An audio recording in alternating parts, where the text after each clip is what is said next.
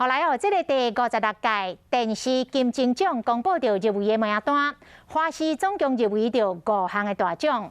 电视剧若是一个人，就来入围到3项，包括导演、女主角甲男配角。另外，台湾好滋味这个节目是来入围到生活风格节目奖。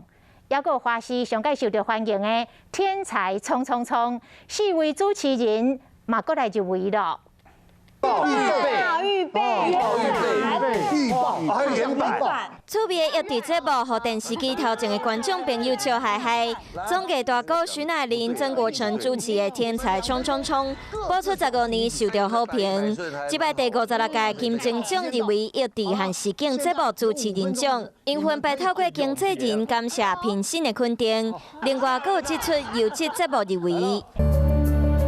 弄也紧。 规个甲办起来了，带观众食各种台湾美食。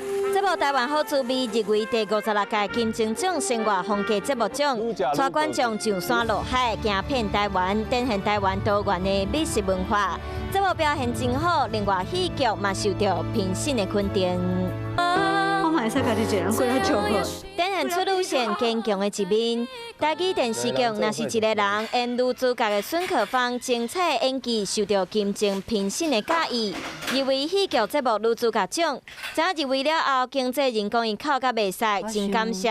入围是对这个角色上大的肯定。若是一个人，林浩轩嘛入围男配角奖，导演杜正哲入围戏剧节目导演奖。 第56届金钟奖会伫10月初2举办颁奖典礼，到底谁会得奖，互人真期待。